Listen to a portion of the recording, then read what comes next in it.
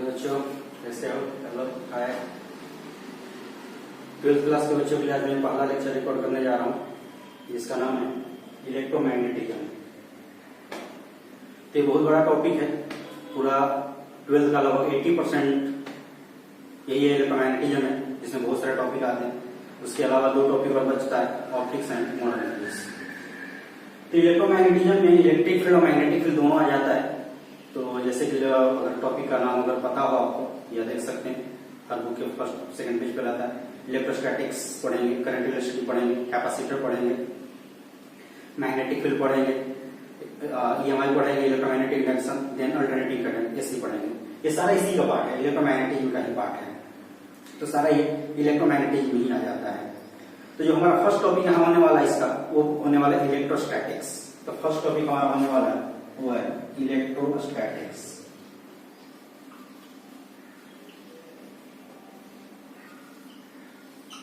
जैसा कि नाम यहाँ पे सजेस्ट कर रहा है। अच्छा, एक चीज और बता दूं, इलेक्ट्रोमैग्नेटिज्म में इवन मैग्नेटिक फील्ड वगैरह भी है, वो भी आगे हम लोग बात करेंगे। ईच एंड एवरीथिंग जो भी है वो सब चार्ज के कारण ही है, सब स्टडी ऑफ चार्ज है। पूरा जो इलेक्ट्रोमैग्नेटिज्म है ये एक्चुअल में ये है study of charge.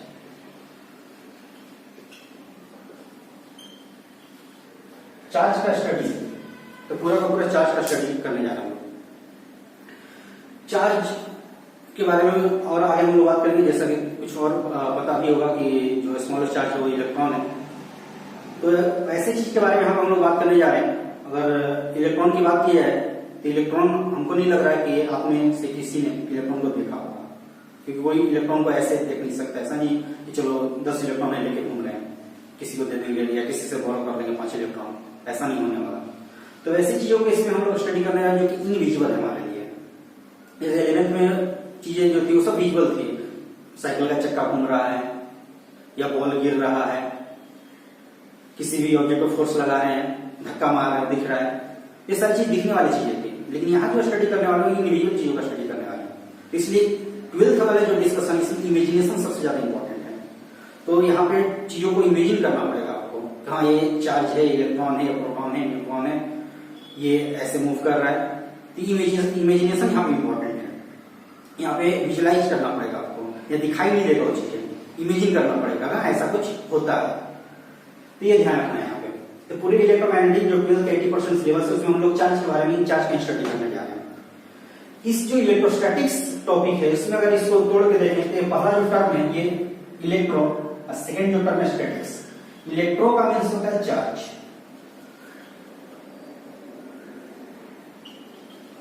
Statics means rest. Means यहाँ भी हम लोग चार्ज का स्टडी करेंगे, वैसे चार्ज का स्टडी करेंगे जो कि रेस्ट भी हो। तो इस टॉपिक हम लोग बात करने वाले हैं स्टडी ऑफ चार्ज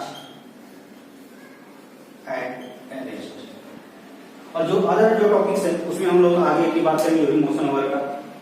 चार्ज अगर मोशन में रहे तो सब चीजों को बात करेंगे। तो study of charge at rest ये जो टॉपिक होगा उसी को हम लोग यहाँ पे बोलेंगे इलेक्ट्रोस्टैटिक्स।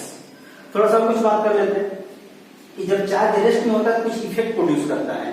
जैसे मास है तो मास इफेक्ट प्रोड्यूस करता है, ग्रेविटेशनल फील्ड। उसी तरह से चार्ज रेस्ट में होता है तो इफेक्ट प्रोड्यूस करता है, उसको बोलते हैं इलेक्ट्रोस्टैटिक फील्ड। तो when charge is at rest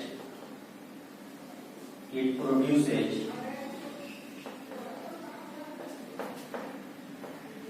only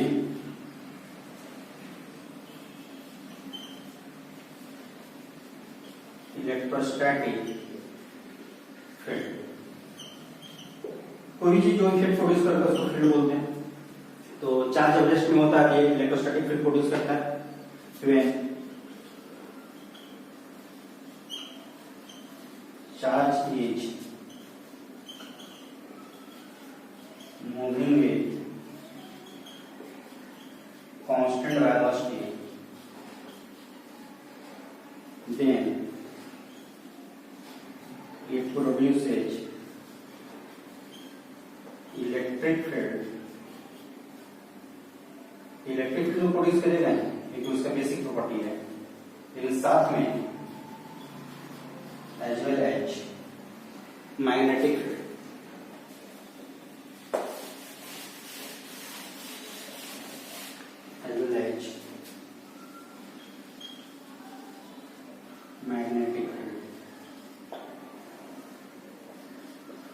जैसा कि मैं अपना इंट्रोडक्शन लेक्चर में बता चुका हूँ कि जब भी आप लेक्चर अटेंड कर रहे होंगे तो आप कॉपी पेन लेकर बैठे होंगे तो सारी चीज आप नोट डाउन करते रहिएगा। अब जो ये घर में इरेज कर लिया तो पहले वीडियो पॉज करके इतना नोट डाउन कर लीजिएगा, उसके बाद फिर आगे लेक्चर बढ़ाइएगा। तो ये ध्यान रखिएगा, सारा कुछ नोट डाउन करते ही चलना है। तो चार्ज जब रेस्ट में होगा तो इलेक्ट्रिक फील्ड केवल प्रोड्यूस करेगा। चार्ज जब कांस्टेंट वेलोसिटी से मूव करेगा तो इलेक्ट्रिक फील्ड के साथ साथ मैग्नेटिक फील्ड प्रोड्यूस करेगा। और जो कंबाइंड है इसी को बोलते हैं इलेक्ट्रोमैग्नेटिक फील्ड। कॉम्बिनेशन जो है इज कॉल्ड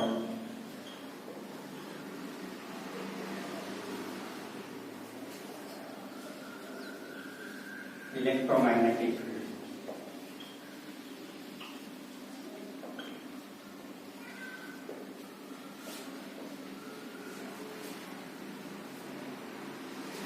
अगर मान लीजिए चार्ज एक्सीलरेट कर रहा हूं, इफ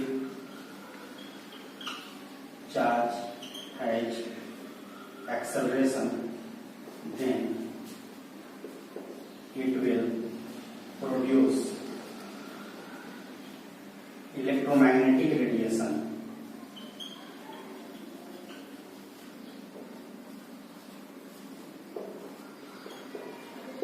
रेडिएशन के बारे में थोड़ा सा पढ़ेंगे आपके 11th में, जो conduction convection and radiation topic है। तो रेडिएशन में एनर्जी होता है कि जो लाइट वगैरह, लाइट इलेक्ट्रोमैग्नेटिक रेडिएशन प्रोड्यूस कर रहा है, तो एनर्जी प्रोड्यूस कर रहा है जिसको मीडियम का जरूरत नहीं पड़ता है। तो डिटेल में आप पढ़े होंगे, इलेक्ट्रिक फील्ड मैग्नेटिक फील्ड का कॉम्बिनेशन ही होता है। तो जब चार्ज एक्सीलरेट करता है तो उसके कारण एक्सीलरेशन के कारण चार्ज जो है इलेक्ट्रोमैग्नेटिक रेडिएशन प्रोड्यूस कर रहा है, मतलब एनर्जी इमिट करता है। एक से बोल सकते हैं कि विल इमिट एनर्जी इमिट करता है। यही रीजन है। कुछ आगे मॉडर्न फिजिक्स पढ़ेंगे, केमिस्ट्री पढ़े होंगे बोर्स मॉडल वगैरह के लिए, बोर्स थ्योरी का। तो बोर्स पोस्टुलेट बोलते हैं, कोई लॉ नहीं है। और एक्सरे वगैरह टॉपिक पढ़ेंगे तो एक्सरे का प्रोडक्शन का भी यही रीजन है। ये सब का यूज हम लोग आगे पढ़ेंगे। तो ये तो हो गया चार्ज के प्रॉपर्टीज के बारे में कि चार्ज रेस्ट में होगा तो क्या करेगा, कांस्टेंट वेलोसिटी में एक्सीलरेशन का हो गया। थोड़ा सा बात कर लेते हैं चार्ज के बारे में कि चार्ज का सिंबल क्या होता है, स्मॉलेस्ट चार्ज क्या होता है, यूनिट क्या होता है, वो सब चीज बात कर लेते हैं। तो सिंबल की अगर बात करेंगे तो कैपिटल क्यू या स्मॉल क्यू से जनरली रिप्रेजेंट करते हैं। एसआई यूनिट 11th में भी पढ़ेंगे, यूनिट एंड डायमेंशन में जो कूलॉम होता है जिसको सी से रिप्रेजेंट करते हैं। स्मॉलेस्ट अगर चार्ज की बात किया जाए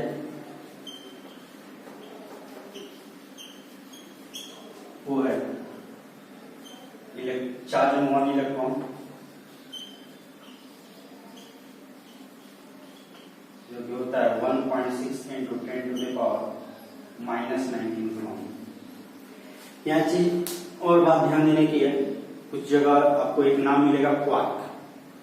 तो क्वार्क में जो चार्ज होता है इसका 1/3 एंड 2/3 होता है, E/3 और 2E/3 में रहता है।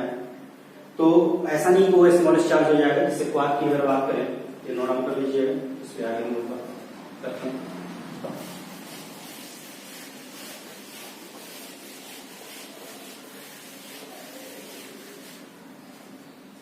तो आगे जो डिस्कवरी है उसमें क्वार्क, इस पे जो चार्ज होता है +2E/3 होता है या -E/3। Total 6 type of quark होते हैं। तो इन्हीं दो चार्ज होते हैं, मास डिफर करते हैं, इस तरह से 6 टाइप ऑफ क्वार्क का डिस्कवरी हुआ है।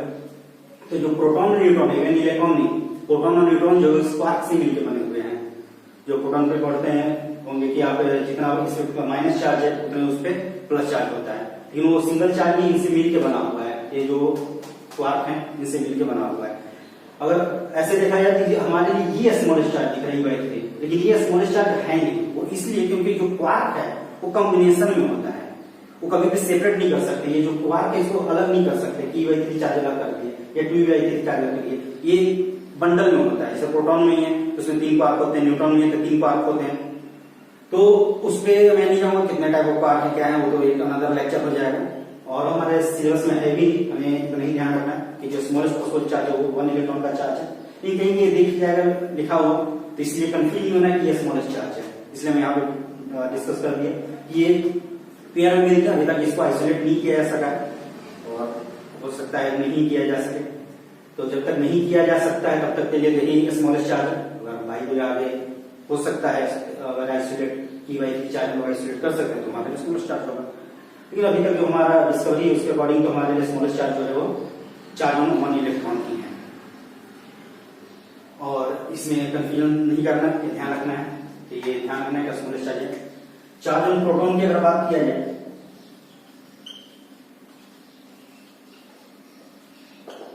वो इसी का होता है, यहाँ पे माइनस साइन आप लगा सकते हैं क्योंकि इलेक्ट्रॉन पे चार्ज नेगेटिव होता है, प्रोटॉन पे चार्ज पॉजिटिव होता है। तो प्लस 1.6 × 10⁻⁻19 कूलम। तो दोनों के सेम अमाउंट ऑफ चार्ज होता है, एक पे प्लस में होता है एक पे माइनस में होता है।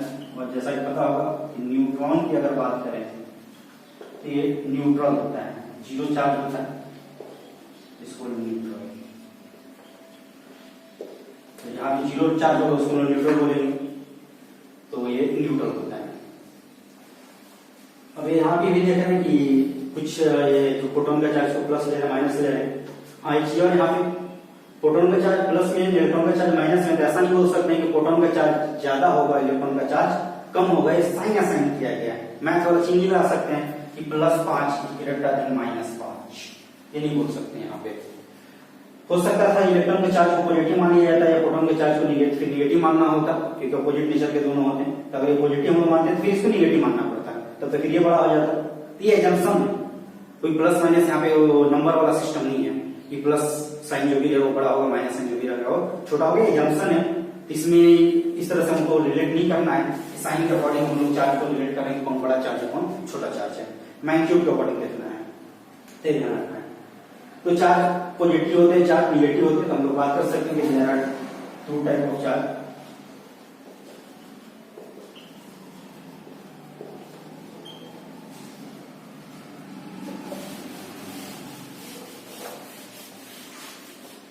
Positive charge and negative charge.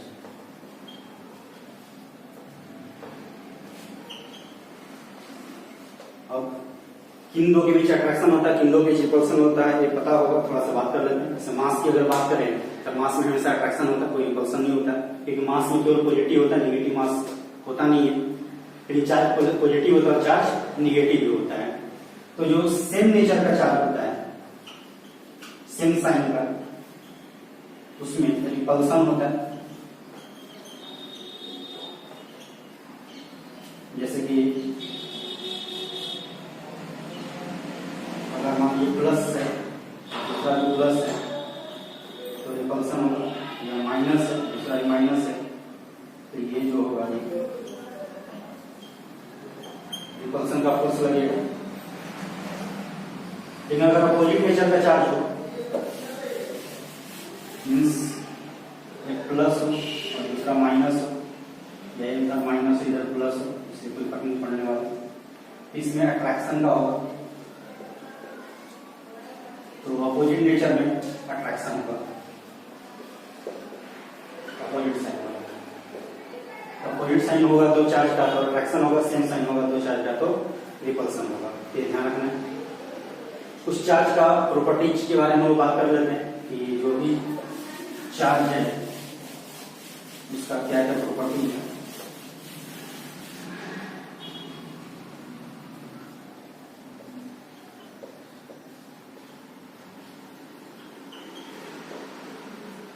पहला तो conservation of charge, charge conserve होता है।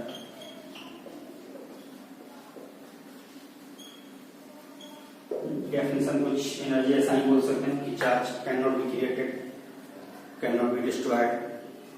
तो अगर कोई आइसोलेटेड सिस्टम है और एन आइसोलेटेड सिस्टम, आइसोलेटेड का मतलब होगा उस सिस्टम से चार्ज ना बाहर जा रहा है ना उसमें चार्ज बाहर से आ रहा है, उस सिस्टम में इधर उधर उसी के अंदर हो रहा है चार्ज। तो अगर कोई आइसोलेटेड सिस्टम है तो for an isolated system charge is always charge power charge is always conserved.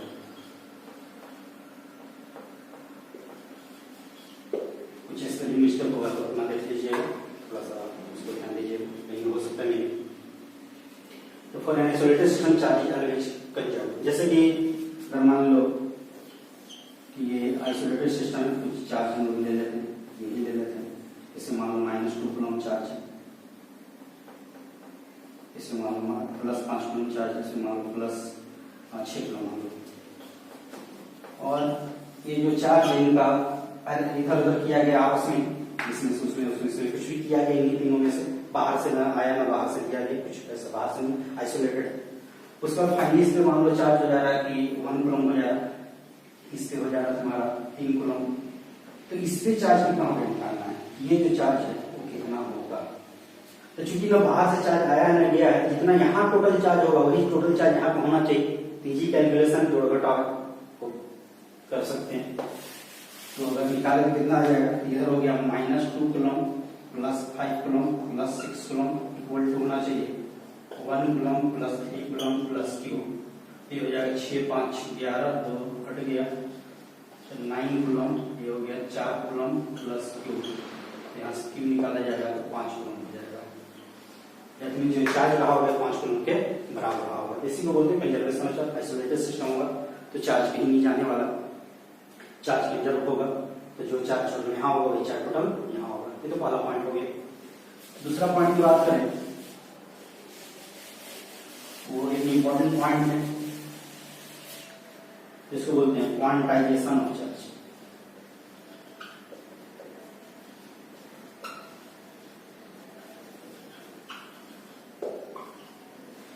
इसको समझने के लिए थोड़ा सा हम लोग केमिस्ट्री की बात करेंगे। केमिस्ट्री में कुछ एटम के बारे में पढ़े होंगे।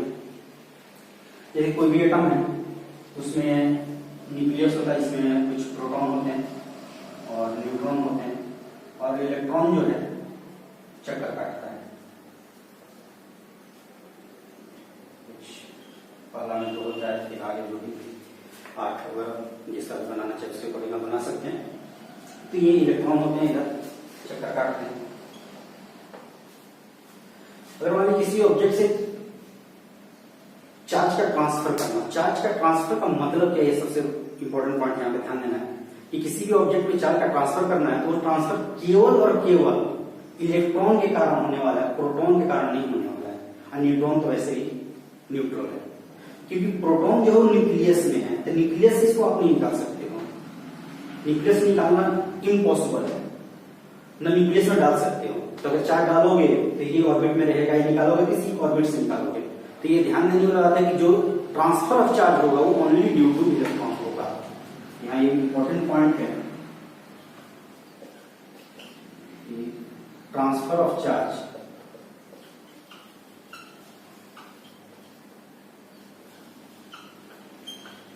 Is only due to transfer of electron. Electron के ट्रांसफर से पॉसिबल हो सकता है, प्रोटॉन के ट्रांसफर से पॉसिबल नहीं हो सकता। अब यह बात है क्वांटाइजेशन ऑफ चार्ज। अब मान लीजिए इलेक्ट्रॉन का ट्रांसफर करना हो तो एक कोई ऑब्जेक्ट है, मान लीजिए यहाँ पे दूसरा कोई ऑब्जेक्ट है, ये मान लीजिए न्यूट्रॉन है पहले। इस ऑब्जेक्ट से इसको चार्ज देना, ये भी मान लीजिए न्यूट्रॉन है। हाँ, न्यूट्रल का मतलब यहाँ क्या, मान लो कोई ऑब्जेक्ट न्यूट्रल है, इसका मतलब ये थोड़ा कि इसका मतलब ये है क्या कि उसके पास ना इलेक्ट्रॉन है ना प्रोटॉन है, केवल न्यूट्रॉन है। तो ऐसा नहीं है। न्यूट्रल का मतलब है जितना इलेक्ट्रॉन है उतना ही प्रोटॉन है, जितना पॉजिटिव चार्ज है उतना ही निगेटिव चार्ज है। क्योंकि पता होगा केमिस्ट्री में पढ़े होंगे कि कोई भी है, ये डस्टर ही है, इसमें एटम है, उस एटम में इलेक्ट्रॉन प्रोटॉन है। तो हर चीज में इलेक्ट्रॉन प्रोटॉन है, नाखून है, किसी भी चीज में इलेक्ट्रॉन प्रोटॉन है। तो अगर न्यूट्रल है, ये ओवरऑल मान लो अगर ये न्यूट्रल है तो जितना इसमें इलेक्ट्रॉन होगा उतना ही प्रोटॉन होगा। तो दोनों का संख्या बराबर है, तो जितना पॉजिटिव चार्ज होगा उतना ही निगेटिव चार्ज हुआ, इसलिए ये न्यूट्रल होगा। अनदर न्यूट्रल ऑब्जेक्ट है, मान लीजिए ये ऑब्जेक्ट है, बी ऑब्जेक्ट है, इससे मैं कुछ इलेक्ट्रॉन ट्रांसफर करना चाह रहा हूं। तो यहाँ जैसे बताया कि इलेक्ट्रॉन ही आप ट्रांसफर कर सकते हैं, प्रोटॉन न्यूट्रॉन ट्रांसफर नहीं कर सकते हैं। तो मान लीजिए इससे मैं 50 इलेक्ट्रॉन इधर ट्रांसफर किया, और जो भी इलेक्ट्रॉन आप ट्रांसफर कर सकते हैं वो इंटीजर में ही कर सकते हैं। अगर बोला जाए कि 1.5 इलेक्ट्रॉन ट्रांसफर करना हो तो पॉसिबल नहीं है। अगर मान लीजिए हमने वो 1.5 इलेक्ट्रॉन ट्रांसफर करना, 2.5 इलेक्ट्रॉन ट्रांसफर करना, तो ये पॉसिबल नहीं हो सकता है। 10 इलेक्ट्रॉन आप ट्रांसफर करें, 55 इलेक्ट्रॉन ट्रांसफर करें, कोई भी इंटीजर वाला वैल्यू होना चाहिए, ये पॉसिबल है, लेकिन ये पॉसिबल नहीं है। ये जो क्वांटाइजेशन, क्वांटा मतलब होता है इंटीजर है, मैथ में भी आता हो तो क्वांटम मतलब इंटीजर टाइप से होता है। तो क्वांटिजेशन चार्ज का मतलब ये कि इंटीजर में चार्ज का ट्रांसफर हो सकता है। वो इंटीजर किसका होगा? इंटीग्रल मल्टीपल इलेक्ट्रॉनिक चार्ज का। तो जो भी ट्रांसफर चार्ज होगा वो इलेक्ट्रॉनिक चार्ज का इंटीग्रल मल्टीपल में होगा। ये नहीं हो सकता कि फ्रैक्शन में, डेसिमल में, ऐसा नहीं होने वाला। उसके साथ एक और पॉइंट यहां बात कर लेते हैं कि मान लीजिए यहां से अगर चार्ज इसको दिया गया तो किसको पॉजिटिव मिलेगा और किसको निगेटिव मिलेगा, क्योंकि ये भी एक इंपॉर्टेंट पॉइंट है। तो चूंकि इलेक्ट्रॉन इसको किया है, यहाँ इलेक्ट्रॉन का संख्या ज्यादा हो जाएगा। पहले जितना यहाँ इलेक्ट्रॉन था उतना ही प्रोटॉन था। मान लीजिए 1 लाख इलेक्ट्रॉन है, 1 लाख प्रोटॉन। अब यहाँ इलेक्ट्रॉन दिया गया तो प्रोटॉन तो 1 लाख ही है, लेकिन इलेक्ट्रॉन जो है 1 लाख से 50 इलेक्ट्रॉन ज्यादा हो गया।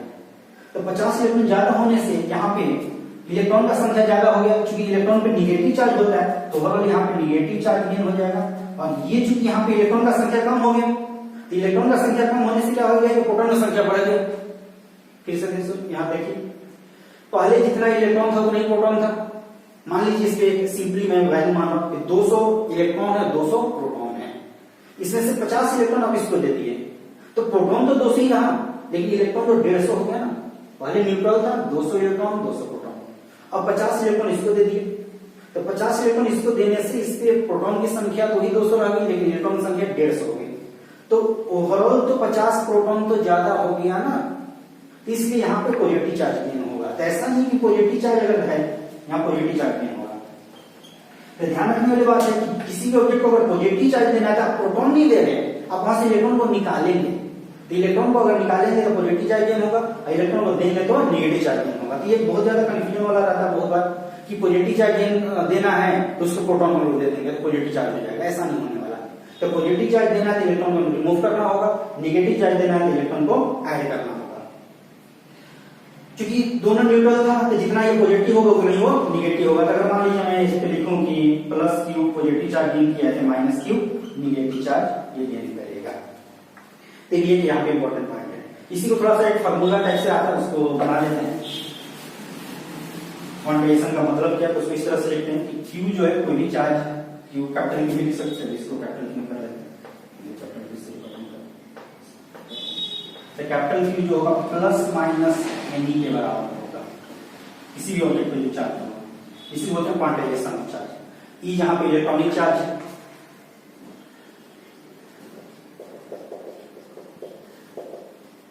Charge on one electron. तो जो भी चार्ज होगा इलेक्ट्रॉनिक चार्ज, जो चार्ज ऑन वन इलेक्ट्रॉन उसके इंटीग्रल मल्टीपल में होगा। एन जो है 1 2 3 so on infinity, ये इंटीजर फ्रैक्शन में नहीं होने वाला, इसी को बोलते हैं क्वांटाइजेशन ऑफ चार्ज। ये सेकंड पॉइंट हो गया। थर्ड पॉइंट की बात करते हैं।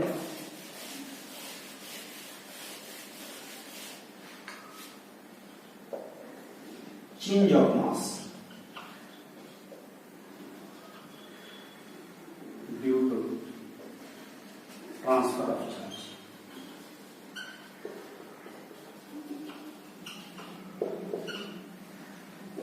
अब अगर चार्ज का ट्रांसफर हो रहा है तो मास का चेंज हो रहा होगा कि नहीं हो रहा होगा। चार्ज ट्रांसफर का मतलब ही बताया कि चार्ज ट्रांसफर मतलब इलेक्ट्रॉन का ट्रांसफर, उसके अलावा कुछ नहीं है। तो इलेक्ट्रॉन का ट्रांसफर हो रहा है, इलेक्ट्रॉन एक ऑब्जेक्ट से दूसरे ऑब्जेक्ट में ले जा रहे हैं या कहीं भी रख रहे हैं, तो चार्ज ट्रांसफर का मतलब इलेक्ट्रॉन का ट्रांसफर। इलेक्ट्रॉन के पास मास होता है, केमिस्ट्री में पढ़े होंगे, नहीं पढ़े होंगे तो मास ऑफ इलेक्ट्रॉन में ठीक होगा 9.1 into 10 to the power -31 kg, ये मास ऑफ इलेक्ट्रॉन होता है। तो देख रहे हैं बहुत ही हाई 10 to the -31 kg है ना, बहुत ही छोटा सा मास है, माइनस में प्लस में नहीं है, तो वेरी वेरी स्मॉल मास है, ये मास होता है। तो ये बहुत ही कम मास का चेंजिंग होने वाला। मान लीजिए कोई ऑब्जेक्ट है 1 kg का, उसमें से 100 इलेक्ट्रॉन गायब कर दिए, इसमें 100 अगर मल्टीप्लाई भी कीजिएगा तो 10 to the -29 होगा बचेगा। तो 10 to the -29 kg का अगर चेंज हो रहा है तो कोई फर्क पड़ने वाला नहीं है ज्यादा। लेकिन अगर कैलकुलेशन पॉइंट ऑफ व्यू से बात करें तो हम लोग बोल सकते हैं कि जब भी चार्ज ट्रांसफर किया जाएगा तो इस केस में मास का चेंज होगा। अब मास का चेंज, मास बढ़ेगा कि घटेगा वो बात कर लेते हैं कि पॉजिटिव चार्ज करने पे क्या होगा, मास और नेगेटिव चार्ज करने पर क्या होगा। तो पहला पॉइंट अगर बात करें कि if object is given positive charge,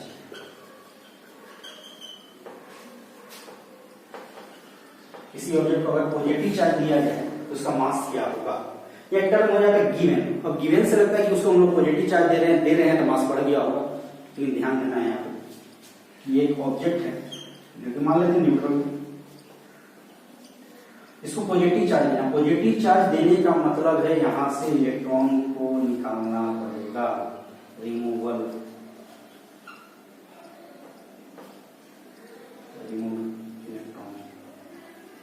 electron निकाल रहे हैं। जैसे ही इसमें इलेक्ट्रॉन निकाल दिएगा इसके कुछ पॉजिटिव चार्ज हो जाएगा, ये जो ऑब्जेक्ट है ये पॉजिटिव होगा। मान लीजिए इलेक्ट्रॉन निकाले, ये इलेक्ट्रॉन बाहर हो गए, इससे जो चार्ज गेन होगा प्लस एन के बराबर हो जाएगा।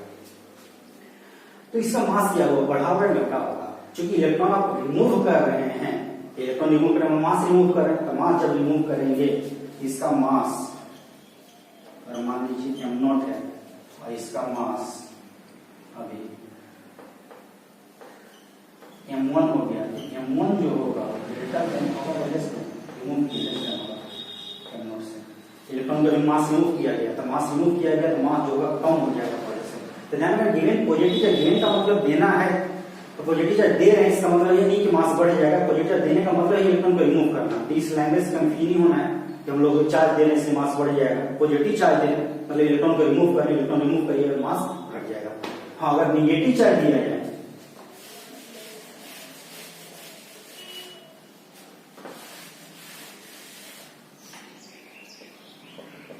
if object is given negative charge, तो निगेटिव चार्ज देने का मतलब यह हुआ कि आप इसको इलेक्ट्रॉन ऐड कर रहे हैं। इलेक्ट्रॉन अगर ऐड कीजिएगा न्यूट्रल, इसके सम निगेटिव चार्ज हो जाएगा।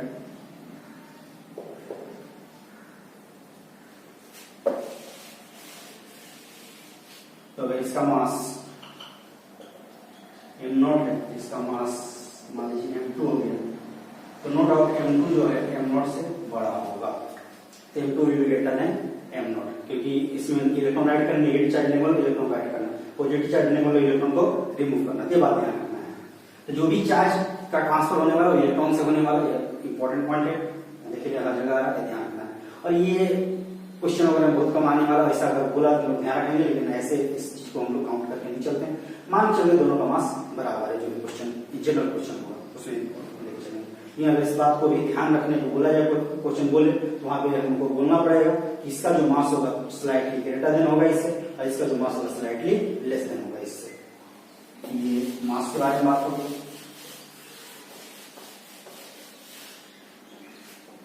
अनदर पॉइंट बात करते हैं, थर्ड पॉइंट हुआ, ये फोर्थ पॉइंट जो है इसकी बात कर लेते हैं। जैसे मास से रिलेट करके इस पॉइंट को रिलेट यहाँ पे बात करते हैं। जैसे मास है तो उसको हम लोग एनर्जी में कन्वर्ट कर सकते हैं, इक्वल डेंसिटी का फेमस इक्वेशन। लेकिन जो चार्ज है उसको किसी भी फिजिकल क्वांटिटी में कन्वर्ट नहीं कर सकते, कोई भी फिजिकल क्वांटिटी में उसको कन्वर्ट नहीं किया सकता। ये इंपॉर्टेंट पॉइंट है ध्यान रखने के लिए कि charge can not be converted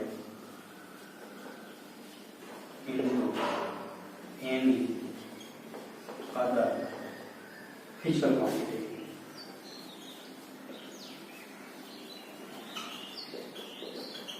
charge will always be charge, ये कभी भी चेंज नहीं होने वाला है, किसी क्वांटिटी में नहीं जाने वाला है। जैसे मास है वो एनर्जी बन जाता है, लेकिन चार्ज है कुछ भी करके इसको दूसरा क्वांटिटी में कन्वर्ट नहीं कर सकते। Charge will be charge, unlike या इस तरह से लिख सकते हैं work mass can be converted into energy. इसको मास से रिलेट करके इसलिए देखते हैं ताकि हमें ध्यान रहे कि इसका कहने का मतलब क्या है। तो एक फेमस इक्वेशन है Einstein equation, equal to mc² इस इक्वेशन के थ्रू कन्वर्ट होता है मास का एनर्जी में, तो मास को कन्वर्ट कर सकते हैं, चाहे किसी भी क्वांटिटी में कन्वर्ट नहीं होने वाला। एक अनदर पॉइंट की भी बात कर लेते हैं।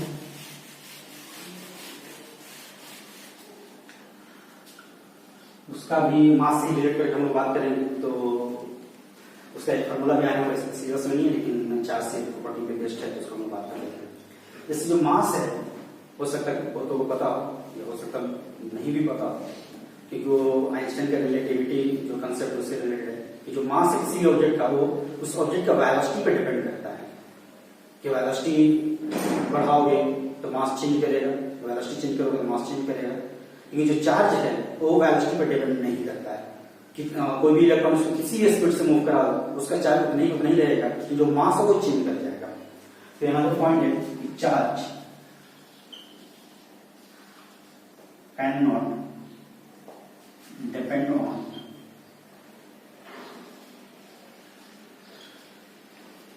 its speed, but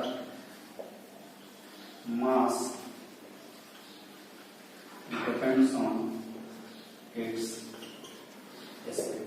इसका एक फेमस इक्वेशन है equal to m naught under 1 minus e square by c square. ये फेमस इक्वेशन है। कुछ जो टर्म है उसकी बात कर लेते हैं यहाँ पे। एम नॉट जो है इसको बोलते हैं रेस्ट मास, ऑब्जेक्ट जब रेस्ट में तब का मास है। वी जो है वो है स्पीड, और सी जो है स्पीड ऑफ ऑब्जेक्ट, जो भी ऑब्जेक्ट, और सी है स्पीड ऑफ लाइट। लाइट का स्पीड जो होता है 3 × 10⁸ मीटर/सेकंड। तो कोई भी ऑब्जेक्ट पास अगर चार्ज है उसको हाई स्पीड दी, अगर देख रहे हो वेरी लार्ज स्पीड है, तो 100, 200, 500 मीटर, 1000, 2000, 5000, 10,000, 20,000, लाख जो है उस स्पीड से कोई फर्क पड़ने वाला नहीं है, तो उससे मास में कोई चेंजिंग नहीं होने वाला। लेकिन अगर स्पीड ऑफ लाइट के आसपास का स्पीड हो तो उसके इसमें मास में चेंजिंग होने लगेगा, लेकिन चार्ज का वैल्यू वही रहेगा, उसमें कोई चेंजिंग नहीं होगा। जैसे कि एग्जाम्पल में यहाँ पे लेके चल रहा हूँ कि रेस्ट मास, अगर इलेक्ट्रॉन की बात करें, रेस्ट मास ऑफ इलेक्ट्रॉन वो होता है, जो हम लोग बात की 9.1 × 10⁻⁻31 kg, ये रेस्ट मास होता है। इसको मान लो m नॉट मान लो। अगर इस इलेक्ट्रॉन को स्पीड ऑफ लाइट तो नहीं दिया सकता, नहीं पता होगा किसी भी ऑब्जेक्ट का मास वाले ऑब्जेक्ट का, जो भी ऑब्जेक्ट का मास, उसका स्पीड लाइट के स्पीड के बराबर नहीं हो सकता है। स्पीड ऑफ लाइट केवल फोटोन का होता है, किसी ऑब्जेक्ट का नहीं हो सकता है। लेकिन उसका अप्रॉक्स मान सकते हैं कि मान लेते हैं कि if electron has speed equal to 99% of c, speed of light के 99% स्पीड अगर मान लो कोई इलेक्ट्रॉन को गेन करा दिया जाए तो उसका मास कितना होगा हम लोग कैलकुलेट करना चाहते हैं। तो अगर मास कैलकुलेट करो उसमें फॉर्मूला में पुट करो m naught under 1 minus v जो होगा इतना हो जाएगा 99, इसका मतलब हो गया 0.99c, ये भी हुआ तो 0.99c divide by c, overall को होल स्क्वायर कर सकते हैं। इसको कैलकुलेट 1 माइनस हो जाएगा 0.99 का होल स्क्वायर, इसको आप लोग कैलकुलेट कीजिएगा, इसको कर सकते हैं, बहुत ज्यादा डिफिकल्ट नहीं। ये कैलकुलेट करने के बाद अप्रॉक्स आता है 7 m, ये 1/समथिंग वैल्यू 7 के आसपास आता है। दैट मींस अगर कोई इलेक्ट्रॉन उसका स्पीड 99% स्पीड ऑफ लाइट हो जाए तो उसका मास जो है 7 टाइम्स हो जाएगा रेस्ट मास से, लेकिन चार्ज वही रहेगा। यहाँ जो चार्ज है E के बराबर है, यहाँ भी चार्ज E के बराबर नहीं होगा, यहाँ चार्ज चेंज नहीं कर जाएगा, लेकिन मास 7 टाइम्स हो जाएगा। तो ये ध्यान रखने वाली बात है। ये कुछ चार्ज का प्रॉपर्टी नेक्स्ट क्लास में और हम लोग आगे बात करेंगे, नेक्स्ट लेक्चर में और आगे बात करेंगे। Thank you.